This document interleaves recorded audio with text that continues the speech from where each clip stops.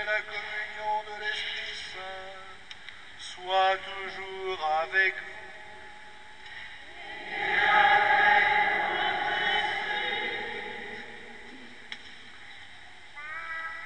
C'est normal que nous ne chantions pas forcément toujours ensemble les mêmes notes, car nous venons de divers coins de France et même de l'étranger. Nous avons nos frères chrétiens d'Irak qui sont parmi nous. Nous avons nos amis de Tarbes et de Toulouse avec leur accent. Nous avons le diocèse de Laval, nous avons les confirmants de Pontoise, nous avons une équipe de Vietnamiens avec leur aumônier. Salut donc à tout ce monde, tout ce peuple de baptisés rassemblés auprès de Notre-Dame libératrice en cette fête, une des fêtes que nous lui accordons car il y a trop de monde pour célébrer Notre-Dame de Montlégion en un seul dimanche. Donc nous avons étalé ça depuis quelque temps maintenant sur 3 semaines. Et aujourd'hui, ce dimanche 10 novembre, nous venons lui confier nos prières, nos défunts. En particulier, nous le faisons également dans la couleur de Saint-Martin qui sera célébrée demain dans toute la France, demain 11 novembre. Voilà, donc nous déposons au pied de Saint-Martin et de notre Mère nos intentions de prière, bien entendu, encore une fois, les défunts que nous lui recommandons. Et pour que notre prière soit pure, juste et exaucable, nous reconnaissons devant le Seigneur que nous sommes pécheurs.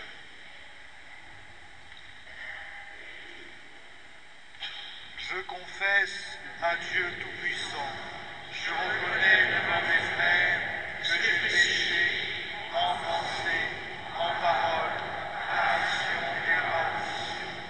Oui, j'ai vraiment péché. C'est pourquoi je supplie la Vierge Marie, les anges et tous les saints, et vous aussi mes frères, de prier pour moi, le Seigneur notre Dieu. Que Dieu Tout-Puissant nous fasse miséricorde, qu'il nous pardonne nos péchés et nous conduise à la vie éternelle. Amen.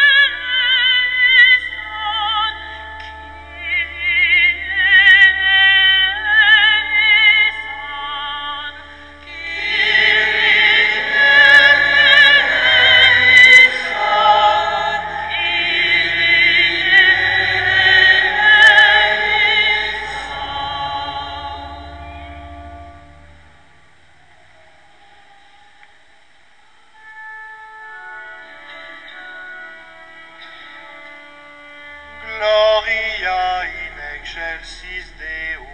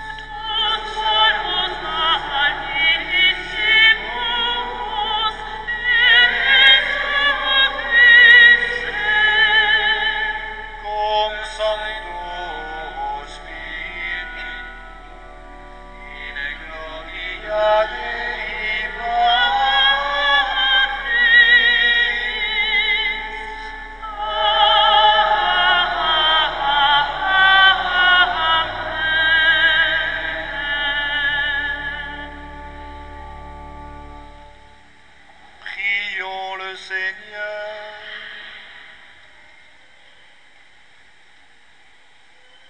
Seigneur notre Dieu, par l'intercession de la bienheureuse Vierge Marie, accorde aux défunts le pardon, aux vivants l'abondance de ta grâce, afin que tous soient réunis dans la joie éternelle.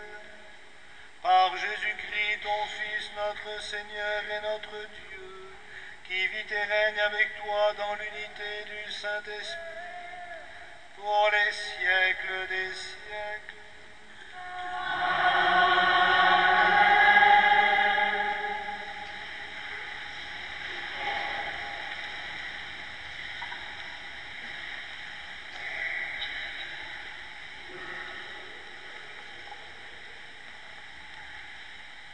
Lecture du second livre des martyrs d'Israël.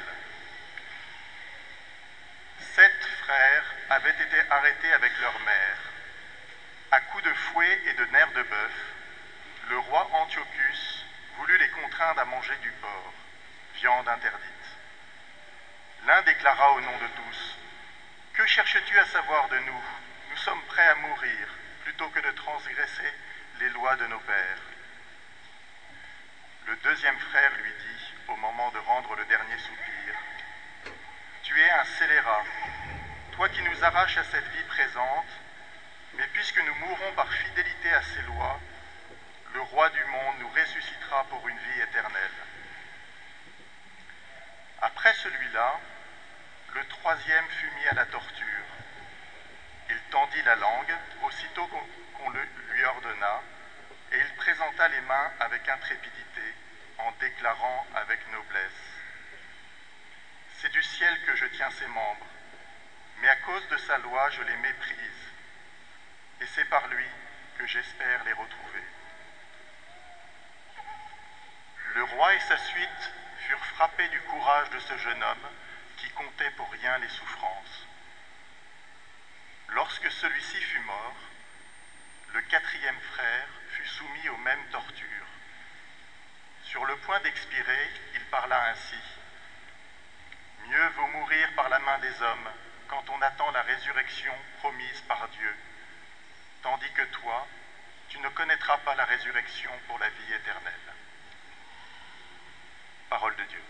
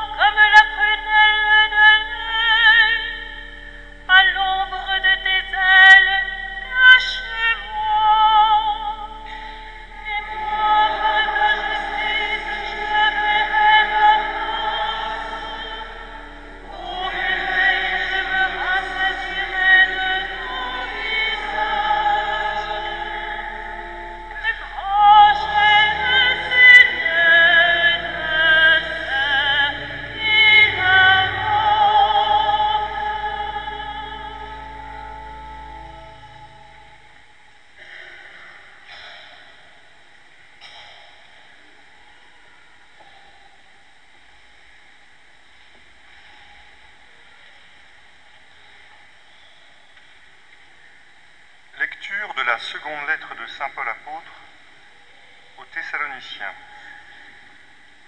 Frères, laissez-vous réconforter par notre Seigneur Jésus-Christ lui-même et par Dieu notre Père.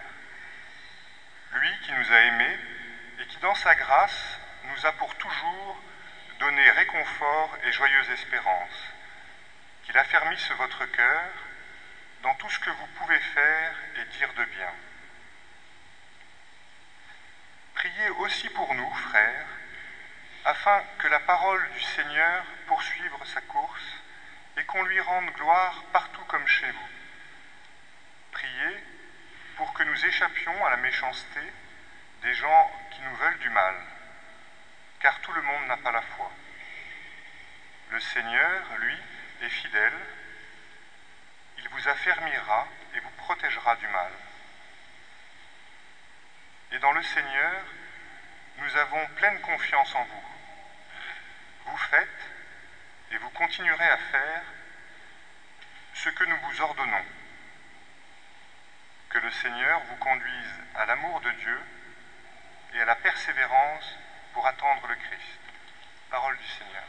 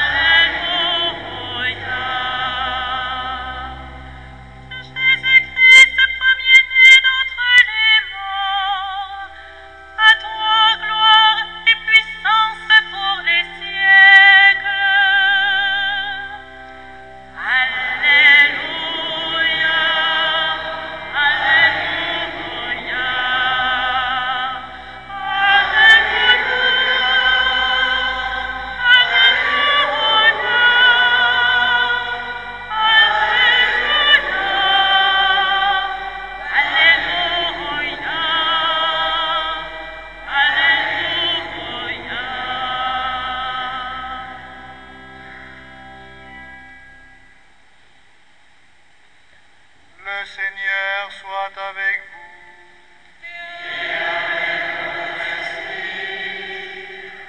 Évangile de Jésus-Christ selon saint Luc.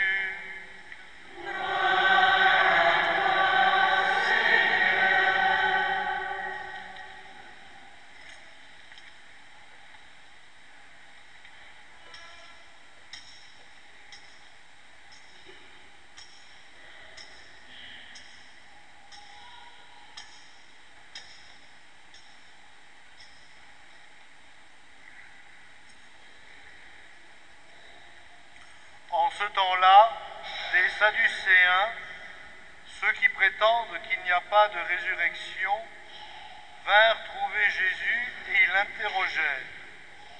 « Maître, Moïse nous a donné cette loi. Si un homme a un frère marié mais qui meurt sans enfant, qu'il épouse la veuve pour donner une descendance à son frère. Or, il y avait 7 frères. Le premier se maria et mourut sans enfant. Le deuxième, puis le troisième épousèrent la veuve et ainsi tous les 7. Ils moururent sans laisser d'enfant. Finalement, la femme mourut aussi. Eh bien, à la résurrection, cette femme, de qui sera-t-elle l'épouse, puisque les 7 l'ont eue pour femme? Jésus répond, « Les enfants de ce monde se marient, mais ceux qui ont été jugés dignes d'avoir part au monde à venir et à la résurrection d'entre les morts ne se marient pas, car ils ne peuvent plus mourir. Ils sont semblables aux anges, ils sont fils de Dieu, en étant héritiers de la résurrection. Quant à dire que les morts doivent ressusciter, Moïse lui-même le fait comprendre dans le récit du buisson ardent, quand il appelle le Seigneur le Dieu d'Abraham, le Dieu d'Isaac, le Dieu de Jacob. Il n'est pas le Dieu des morts, mais des vivants. Tous vivent en effet pour lui. Acclamons la parole de Dieu.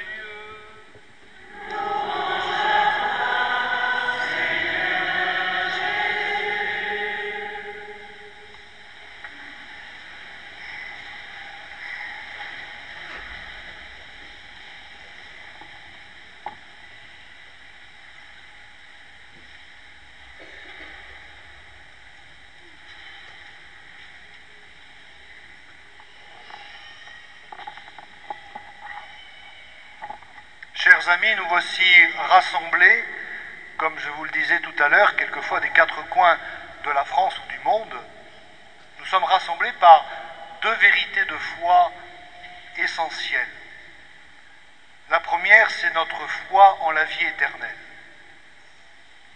Et la deuxième, c'est notre foi en la communion des saints, c'est-à-dire en cette possibilité extrêmement riche et infinie de partager entre nous, membres de l'Église, vivant ici-bas et vivant au-delà, de partager les richesses spirituelles, le trésor qui a été déposé en chacun de nous au baptême et que chacun de nous essaye de faire fructifier jusqu'à la plénitude du ciel, à savoir le Saint-Esprit. Et vous allez voir que notre liturgie d'aujourd'hui, malgré l'aspect un petit peu ou ennuyeux ou embarrassant de ces lectures, va répondre précisément à nos interrogations pour confirmer ces deux vérités de foi.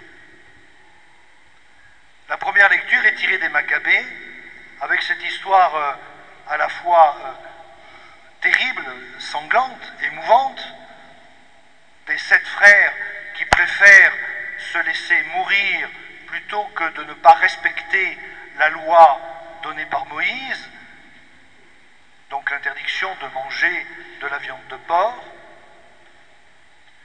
Mais ce qu'il faut retenir de cette histoire, c'est l'affirmation de ces 7 garçons: il vaut mieux mourir de la main des hommes pour avoir la résurrection qui est promise par Dieu.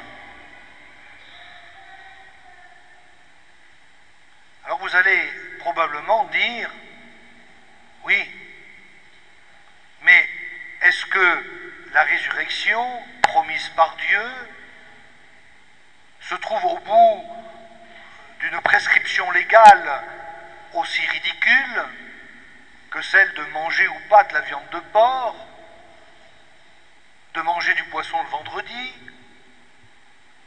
de s'abstenir d'une nourriture ou d'une boisson? Saint Paul lui-même ne nous dit-il pas que le royaume de Dieu n'est pas sujet, dépendant de la nourriture et du boisson, mais que c'est le royaume de l'esprit, de la paix, de la charité, de la joie? Alors, je vous invite, chacun, à réfléchir justement sur ce paradoxe qui, comme tous les paradoxes, est apparent. Il ne s'agit pas, bien entendu, de concentrer sa foi sur une prescription légale. Il s'agit d'exprimer son amour à quelqu'un, envers quelqu'un, en l'occurrence Dieu, à travers l'obéissance à sa volonté. C'est exactement ce que nous essayons de reproduire, bon an, mal an, dans une vie conjugale, entre conjoints, dans une vie familiale avec les enfants, dans une vie communautaire, en obéissant à une règle, fût-elle scrupuleusement détaillée. Et je dirais même que plus nous obéissons à un détail qui de soi n'a aucune valeur, plus nous exprimons ainsi la qualité de notre amour, puisque notre amour va jusqu'à obéir à ce détail minuscule, microscopique. Vous comprenez? Au lieu de dire la religion ne se cantonne pas à boire du vin ou à manger du porc ou du poisson, je vous dis avec la parole de Dieu que justement mon amour de Dieu, je vais le prouver jusqu'à obéir à un détail, par exemple un détail liturgique, un geste, une géniflexion, le respect du texte de la messe qui va m'empêcher de vous faire part de ma créativité poétique.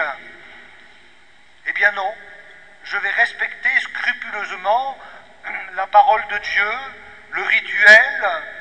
Nous respectons scrupuleusement le droit canon, non pas parce que nous enfermons notre foi dans une lettre et dans un texte, mais parce que nous exprimons un amour de Dieu le plus grand possible qui va se nicher jusque dans le moindre détail. C'est par amour pour sa femme ou par amour pour son mari ou son enfant que dans le couple, vous allez pousser le détail jusqu'à offrir des roses et non pas des violettes, parce que vous savez que votre femme ne les supporte pas, faire une tarte aux pommes et non pas aux prunes, parce que vous savez que vos gamins préfèrent les pommes aux prunes, et vous pourriez très bien dire, mais quel détail inutile!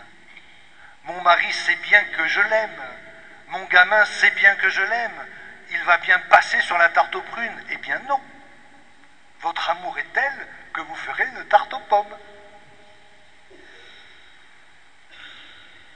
Alors, en plus, quand on sait que cet amour que nous portons au Seigneur, dans l'obéissance jusqu'aux prescriptions les plus anecdotiques, nous promet la vie éternelle, qu'attendons-nous pour obéir?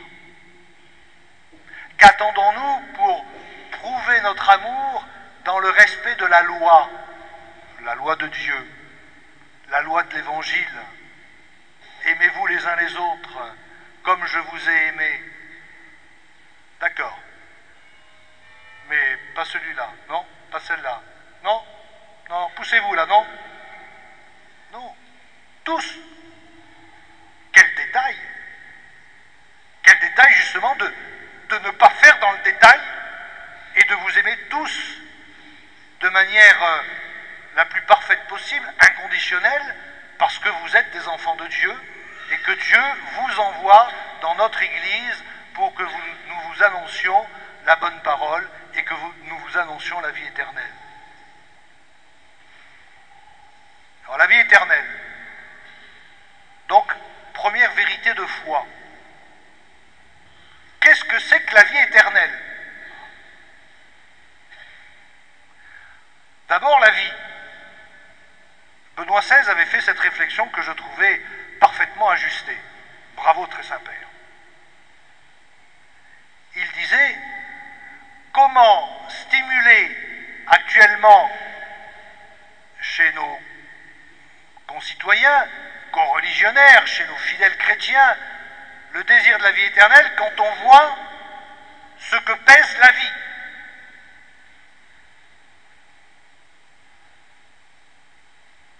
En termes économiques, social, politique, nous pensons aux pays en guerre, nous pensons aux pauvretés multiples, nous pensons aux maladies, aux séparations, nous pensons au poids du quotidien. Voilà la vie, c'est votre vie. Et je vous promets une vie comme ça qui ne finit pas. Mais vous allez fuir. Vous allez fuir, bien entendu.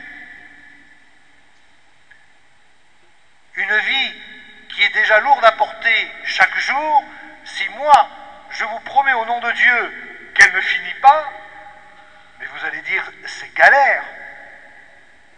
Qui donc veut aller au ciel, si c'est pour poursuivre au ciel ce que déjà nous souffrons ici-bas? La crise des institutions, la crise de l'Église, la crise de la foi, la crise de la famille, la crise économique.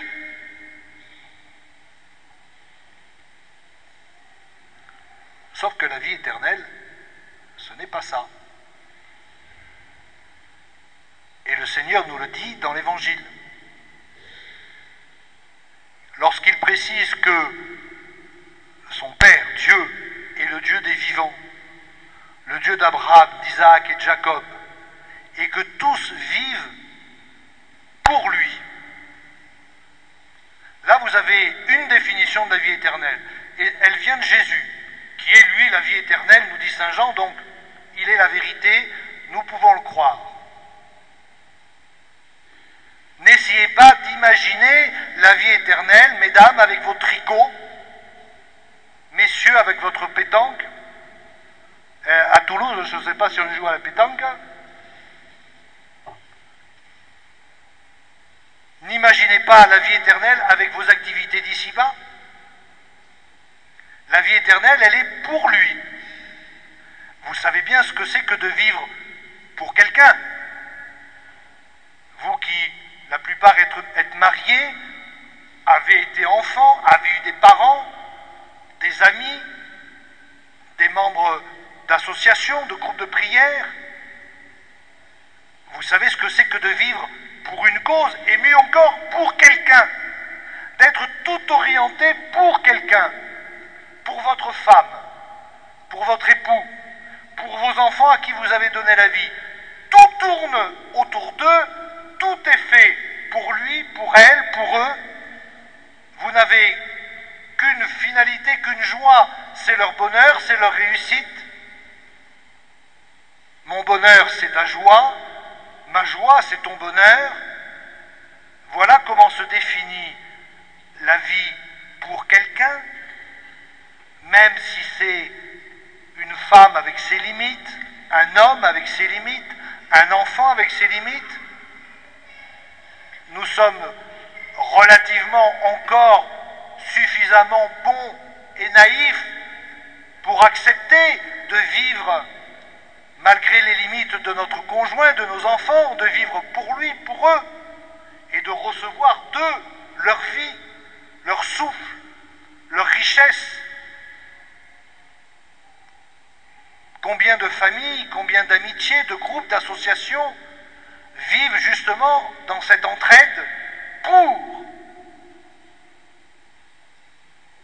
Eh bien, imaginez-vous que là, il s'agit de Dieu. Dieu dont l'amour est infini, incommensurable, créateur, rédempteur. Dieu, notre Père.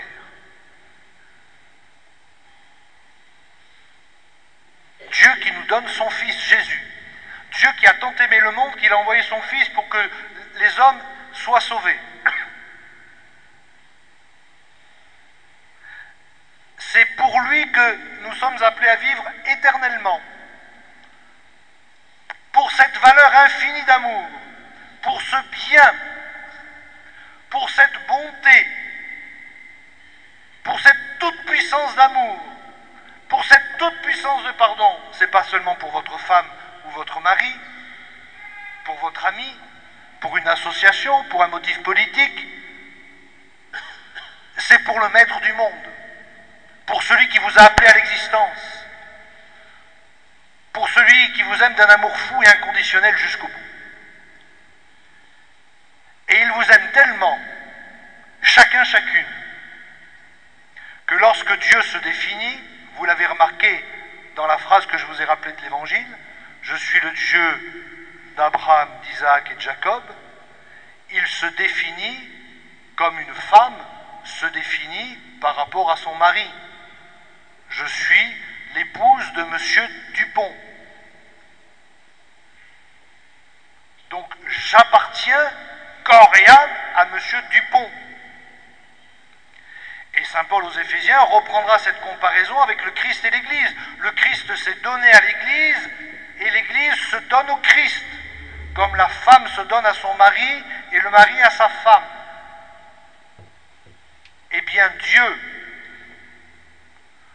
a cette humilité d'exprimer la relation qu'il nous porte, une relation d'amour infini, en utilisant cette dénomination matrimoniale. Il ne dit pas Abraham est le fils de Yahvé, le père de ma foi. Il ne dit pas Jacob est le patriarche, il dit je suis, moi Dieu, le Dieu du petit Abraham, le Dieu d'Isaac, celui que j'ai créé, le Dieu de Jacob. Jésus, en disant cela, de manière apparemment très anecdotique, nous révèle que la vie éternelle, c'est une vie pour Dieu, comme dans une vie conjugale, où nous ne vivons que pour l'autre et où l'autre ne vit que pour moi.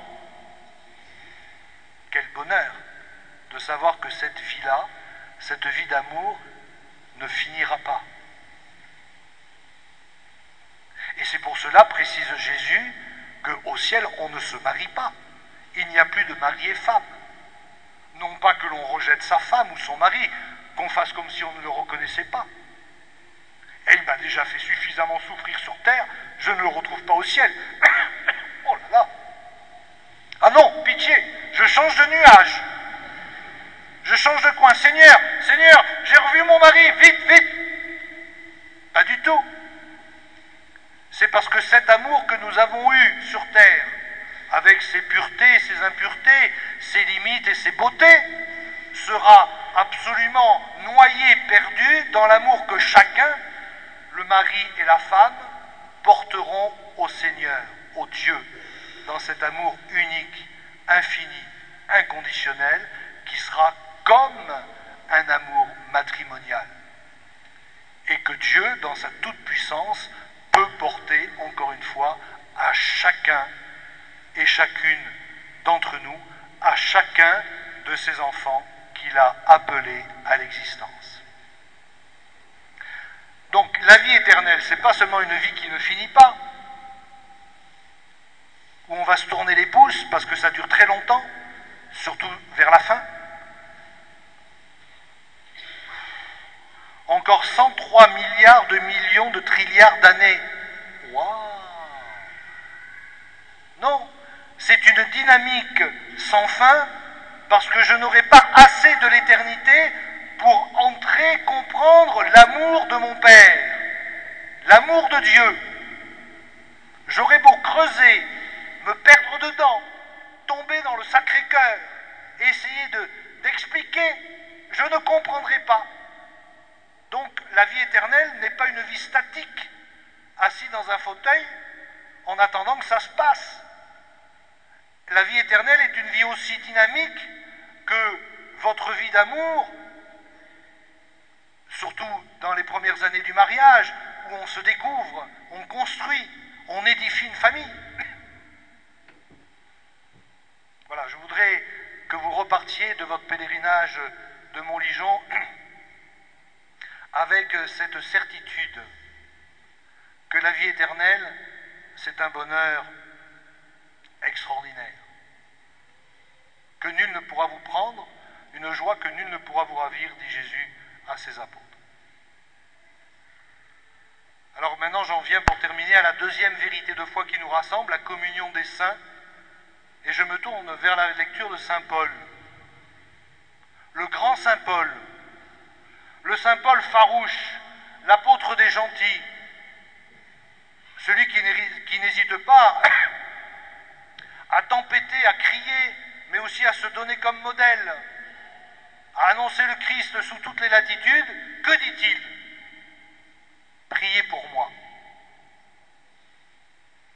Il dit à ses chrétiens, priez pour moi. Et moi je vous dis, au nom de Saint Paul et en mon nom propre, priez pour moi. Souvent nous disons ça aux fidèles, par exemple à la fin d'une confession, priez pour moi, et les fidèles sont étonnés, mais non, c'est vous qui devez prier. Mais attendez, on fait un échange. Nous avons tous besoin de la prière des uns et des autres. Devant Dieu, il n'y en a pas de meilleur.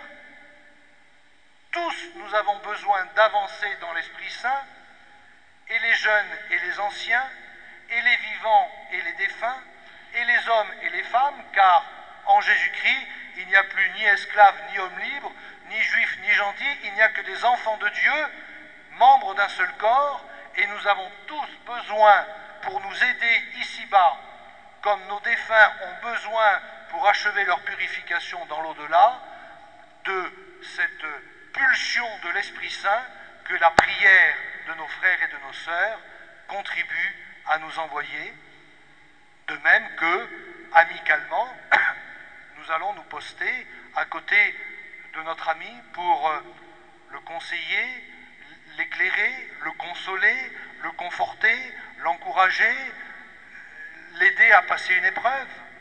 Eh bien, ceci, nous pouvons le faire pour tous, y compris jusqu'aux antipodes.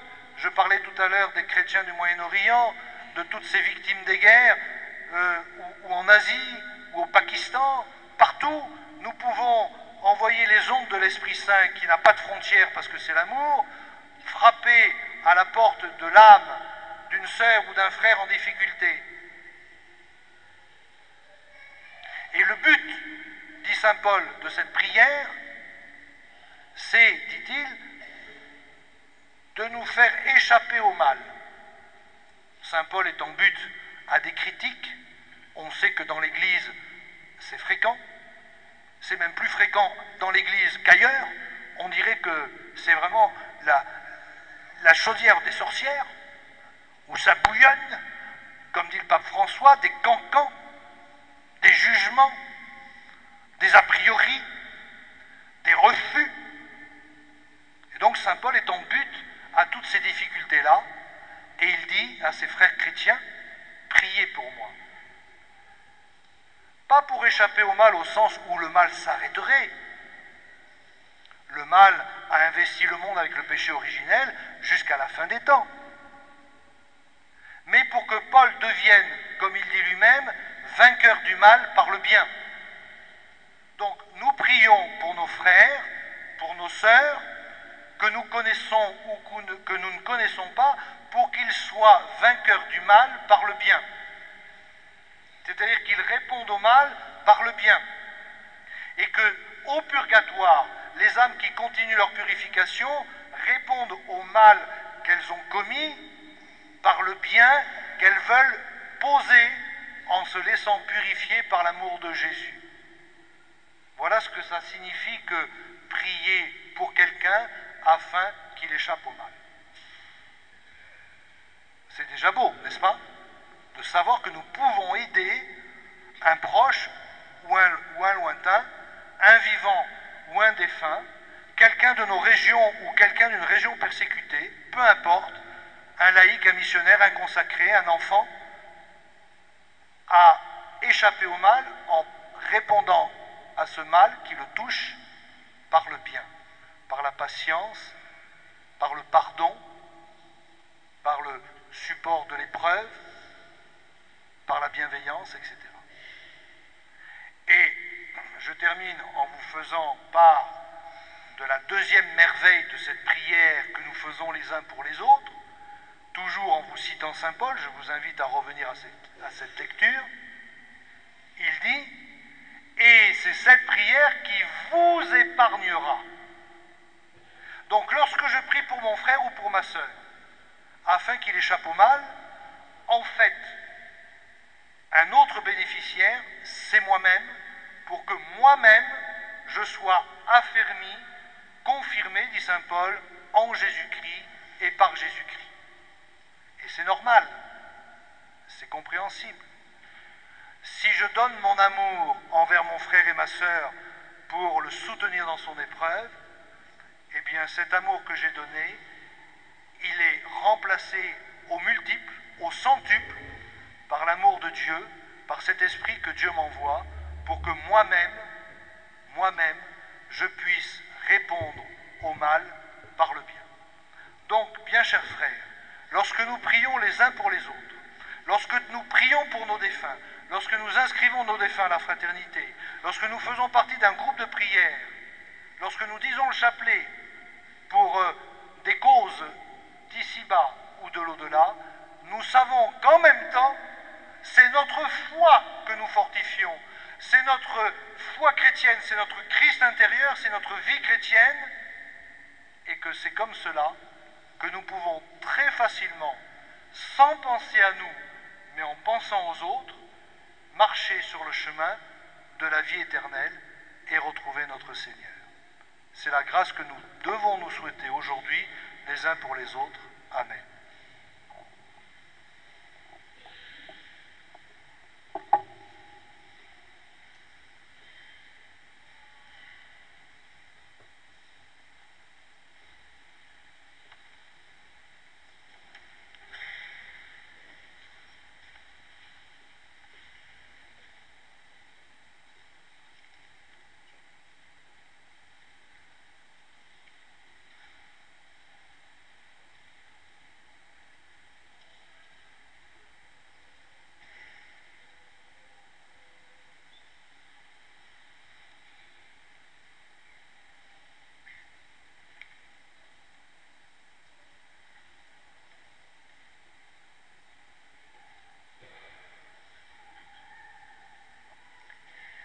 J'invite Jocelyne Boulet à venir se rapprocher ici du groupe des promettants si elle est arrivée. Je vois que oui.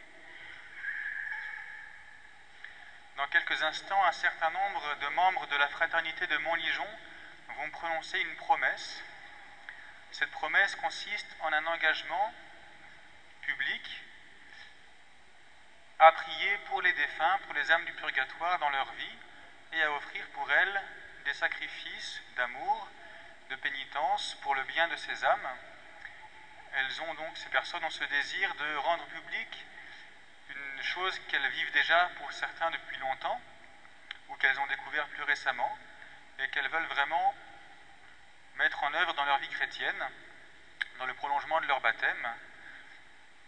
Et elles le font bien sûr donc en lien avec la spiritualité du sanctuaire de Montligeon, avec son enseignement et son accompagnement.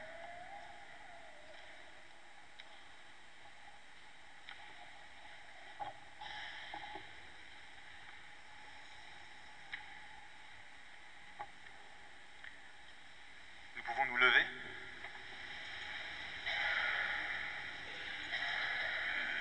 Monseigneur, plusieurs membres de la fraternité Notre-Dame de Montligeon désirent aujourd'hui s'engager plus pleinement dans la spiritualité de la fraternité en prononçant la promesse.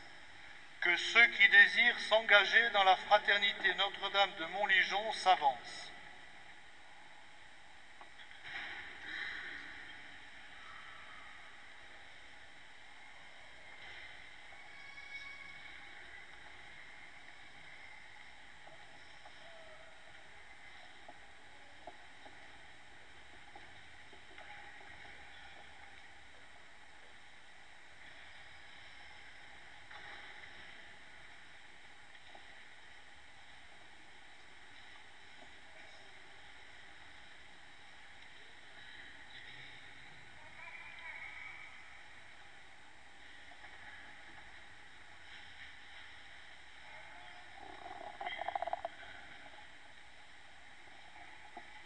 Frères et sœurs bien-aimés, souvenez-vous toujours que la fraternité Notre-Dame de Montligeon a pour mission de prier et de faire prier en faveur des défunts, en particulier ceux pour qui personne ne prie, d'annoncer partout l'Évangile et la foi de l'Église catholique sur les fins dernières, d'aider les fidèles à vivre dès ici-bas en frères et sœurs dans la communion des saints. En prononçant votre promesse aujourd'hui au sein de la fraternité Notre-Dame de Montligeon, vous renouvelez les promesses de votre baptême et vous vous engagez donc à participer dans votre vie à cette mission de l'œuvre de Montligeon. Avant de prononcer votre promesse, il convient qu'en communion avec toute l'Église, vous proclamiez votre foi. C'est pourquoi, avec toute l'Assemblée qui vous entoure et vous accompagne, nous proclamons ensemble notre foi. Je crois en Dieu, le Père Tout-Puissant, Créateur du ciel et de la terre, et en Jésus-Christ, son Fils unique, notre Seigneur,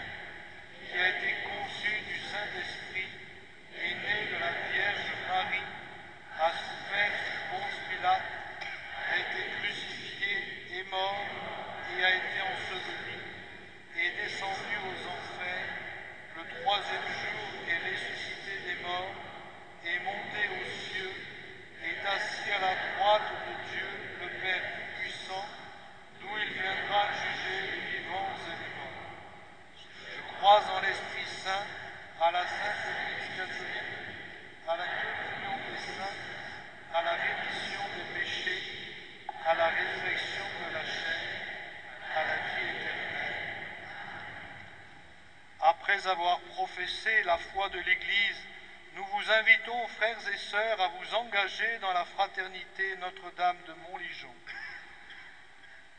Promettez-vous de prier durant toute votre vie pour les âmes du purgatoire selon la foi catholique. Promettez-vous de vous appliquer à la sanctification des âmes du purgatoire par les suffrages, les actes de réparation, les aumônes, les indulgences et surtout par votre participation au sacrifice de la messe offert pour elles. Promettez-vous de conformer toute votre vie au Christ en imitant sa charité pour le bien de toute l'Église. Si vous êtes membre d'un groupe de prière de la fraternité, vous serez fidèle au rassemblement du groupe pour la prière pour les défunts et aux œuvres de charité et de miséricorde du groupe. Vous serez ainsi les témoins dans le monde que la vie éternelle est déjà commencée. Je vous invite maintenant à prononcer votre acte d'offrande. Père éternel, dans la foi en la communion des saints, je m'engage aujourd'hui à prier pour le soulagement et la délivrance des âmes du purgatoire et à offrir pour elles mes joies et mes peines, afin de contribuer à la purification de leurs péchés et à leur élévation dans la gloire du ciel. Nous allons maintenant bénir les insignes qui vous seront remis.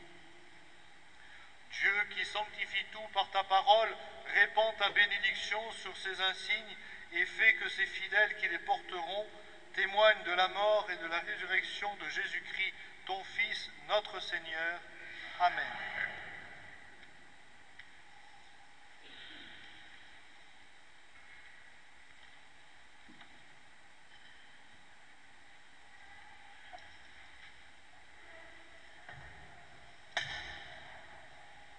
Magnificat,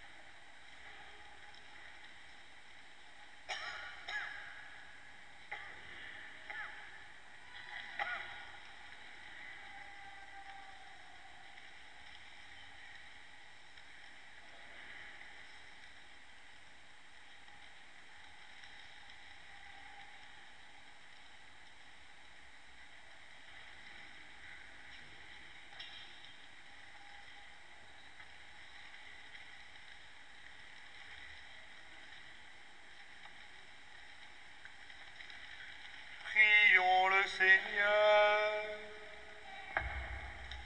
Écoute nos prières, Seigneur notre Dieu.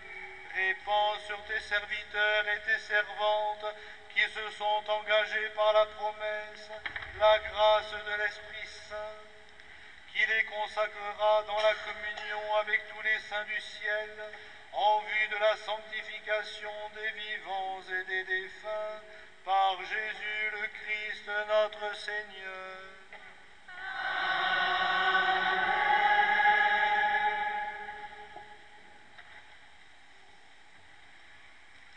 Frères bien-aimés, élargissons notre supplication à la mesure de la charité infinie du Christ et présentons au Père les intentions non seulement de tous les pèlerins et promettants, mais de tous nos frères les hommes.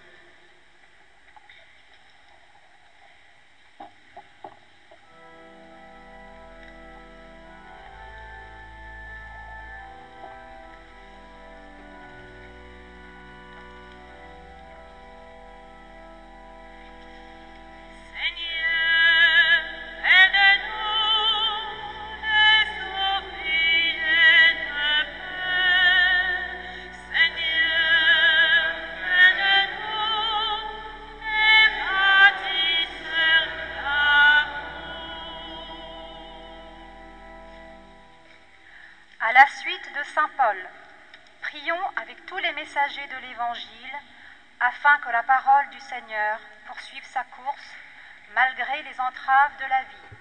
Seigneur, nous te prions.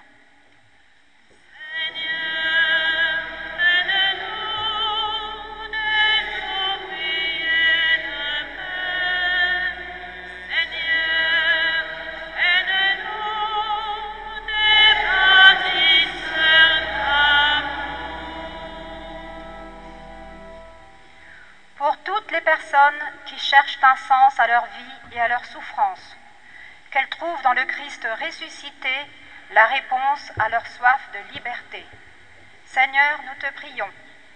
Seigneur, aide-nous désouvrir notre peur. Seigneur, aide-nous des bâtisseurs d'amour. Pour les défunts et les âmes du purgatoire, que la vie nouvelle qui leur était promise devienne une évidence, car, semblables aux anges, ils sont fils de Dieu et héritiers de la résurrection. Seigneur, nous te prions. Seigneur, aide-nous désouvrir nos peurs. Seigneur, aide-nous des bâtisseurs d'amour. Écoute, Seigneur, les prières que tu inspires toi-même à ton Église, et dans ta bonté daigne les exaucer par Jésus le Christ, notre Seigneur.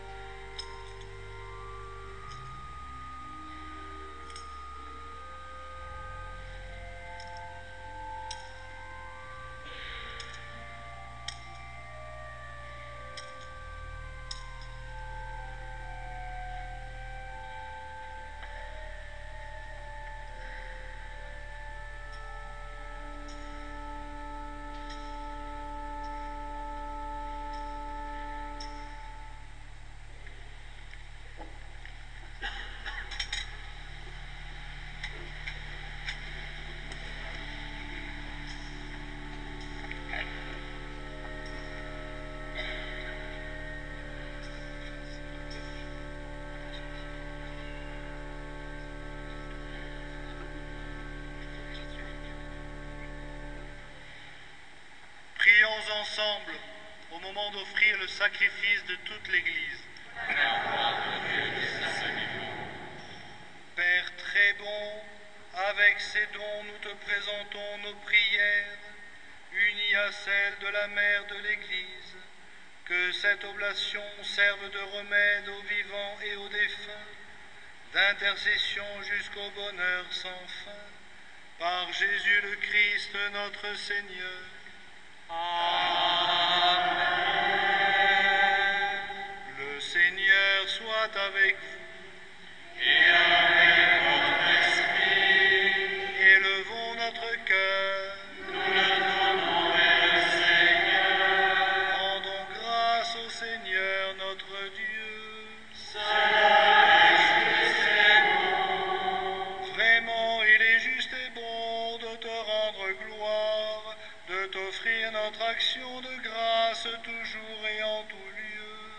À toi, Père très saint, Dieu éternel et tout-puissant, en ce jour où nous vénérons la Vierge Marie, c'est toi que nous exaltons, toi que nous bénissons. Reine de clémence, elle a connu mieux que personne ta miséricorde. Elle accueille tous ceux qui cherchent près d'elle un refuge. Elle écoute ceux qui t'appellent dans les épreuves. Mère de miséricorde, toujours attentive aux prières de tes serviteurs, elle implore pour eux ton indulgence et le pardon de leurs péchés. Au service de la pitié, elle supplie ton Fils pour nous sans relâche, pour que sa grâce comble notre pauvreté et que sa force soutienne notre faiblesse.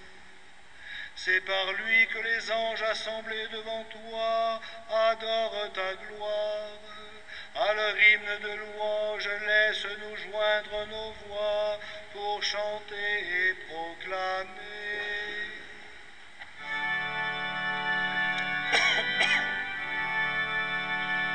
Sanctus, Sanctus, Sanctus Dominus, Sanctus, Sanctus, Deus Sabaoth.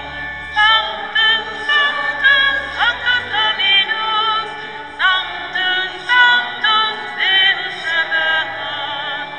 Benedictus celi et terra, gloria tua. Hosanna in excelsis, Hosanna in excelsis, Hosanna in excelsis, Hosanna in excelsis. Benedictus qui venit in nomine Domini. Hosanna in excelsis, Hosanna in excelsis, Hosanna in excelsis, Hosanna in excelsis. Cette messe est célébrée pour les vivants et les défunts de la famille Deletan, Jean, et pour les membres de la fraternité vivants et défunts.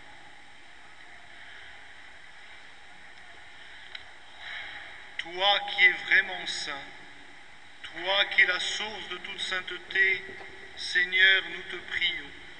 Sanctifie ces offrandes en répandant sur elles ton esprit, qu'elles deviennent pour nous le corps et le sang de Jésus le Christ notre Seigneur.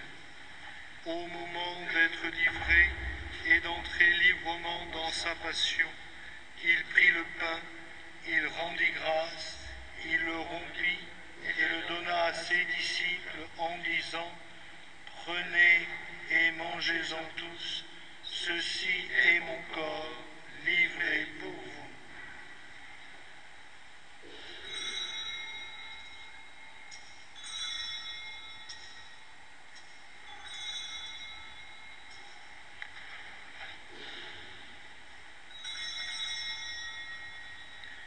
De repas, il prit la coupe. De nouveau, il rendit grâce et la donna à ses disciples en disant, prenez et buvez-en tous, car ceci est la coupe de mon sang, le sang de l'alliance nouvelle et éternelle, qui sera versé pour vous et pour la multitude en rémission des péchés. Vous ferez cela en mémoire de moi.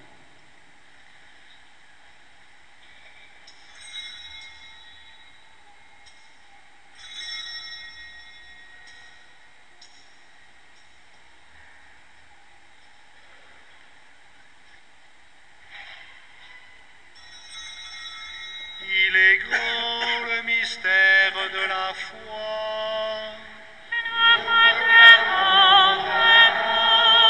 Seigneur Jésus, nous célébrons ta résurrection, nous attendons ta venue dans la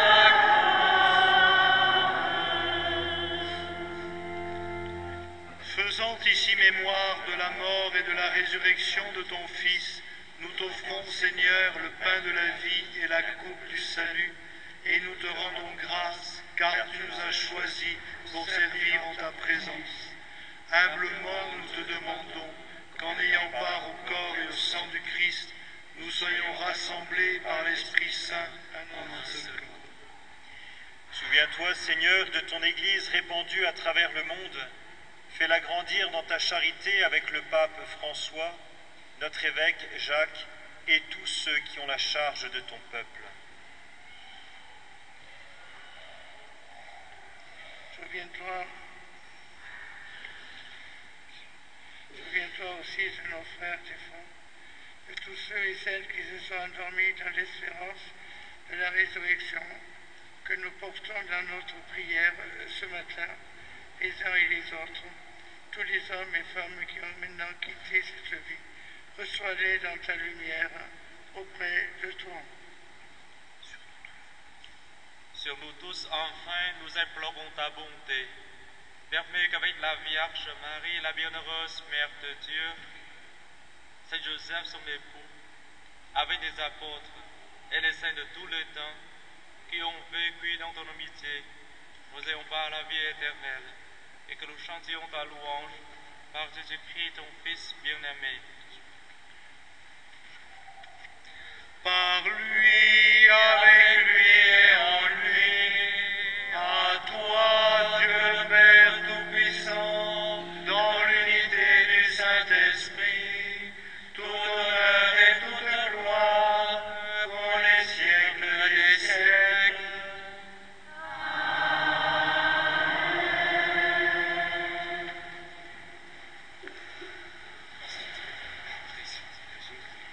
Comme nous l'avons appris du Sauveur et selon son commandement, nous osons dire, Notre Père qui es aux cieux, que ton nom soit sanctifié, que ton règne vienne, que ta volonté soit faite sur la terre comme au ciel.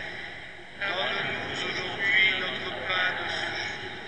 Pardonne-nous nos offenses, comme nous pardonnons aussi à ceux qui nous ont offensés. Et ne nous soumets pas à la tentation, mais délivre-nous du mal. Délivre-nous de tout mal, Seigneur, et donne la paix à notre temps. Par ta miséricorde, libère-nous du péché. Rassure-nous devant les épreuves, en cette vie où nous espérons le bonheur que tu promets et l'avènement de Jésus-Christ, notre Sauveur. Car c'est à toi qu'appartient le règne, la puissance et la gloire pour les siècles des siècles. Seigneur Jésus-Christ, tu as dit à tes apôtres, je vous laisse la paix, je vous donne ma paix. Ne regarde pas nos péchés, mais la foi de ton Église. Pour que ta volonté s'accomplisse, donne-lui toujours cette paix et conduis-la vers l'unité parfaite, toi qui règnes pour les siècles des siècles. Amen. Que la paix du Seigneur soit toujours avec vous. Et avec votre esprit. Frères, dans la charité du Christ, donnez-vous un signe de paix. Merci.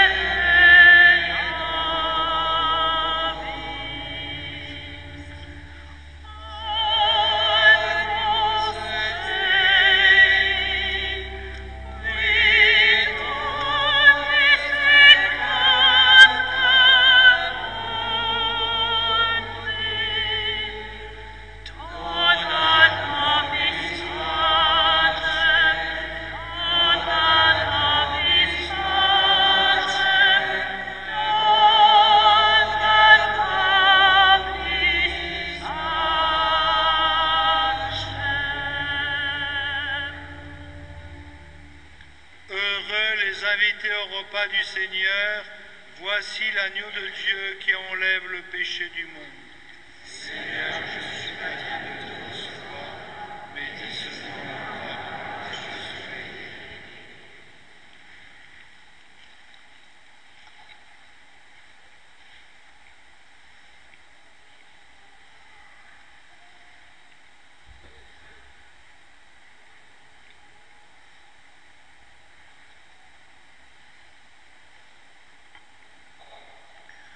La communion sera distribuée pour toutes les personnes qui sont dans la nef, ici au bas de l'autel. Elle sera distribuée également dans chacun des transepts. Les personnes qui se trouvent derrière le chœur viendront communier dans les transepts.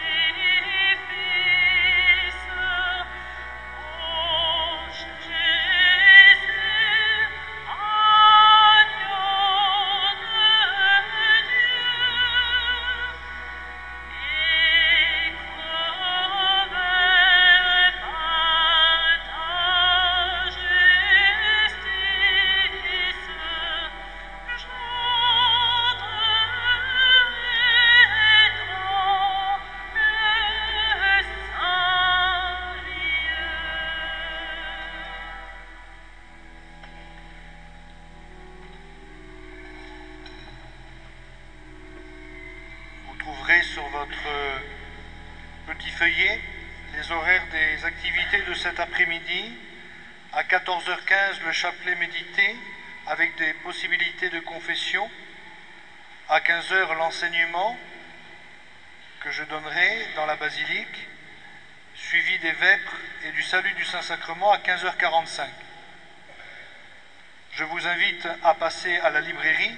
Vous y découvrirez non seulement beaucoup d'objets de piété, mais des livres qui vous permettront d'agrémenter et de développer votre connaissance sur les fins dernières, sur la vie spirituelle. Vous y trouverez également, juste à l'entrée, les CD produits par Reine Grace, qui est notre animatrice, que je profite pour remercier de sa qualité de chant. Et j'en profite également pour remercier notre organiste Viviane. Une annonce aussi pour certaines personnes qui sont concernées. Les responsables ici présents de groupes de prière de Montligeon, ainsi que les organisateurs de pèlerinage, sont attendus à 14h15 dans la bulle Lecoq, la bulle rouge, au-dessus de l'accueil. Dans le bâtiment d'à côté, 14h15 dans la bulle Lecoq. Merci. Prions le Seigneur. Nous venons de recevoir, Seigneur, l'aliment de notre salut. Que la prière de la Mère de tous les hommes soit une perpétuelle protection pour les pèlerins que nous sommes et pour les défunts en attente de la lumière éternelle. Par Jésus le Christ, notre Seigneur.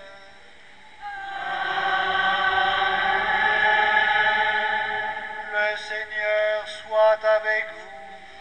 Et avec votre esprit. Que Dieu Tout-Puissant vous bénisse, le Père, le Fils et le Saint-Esprit.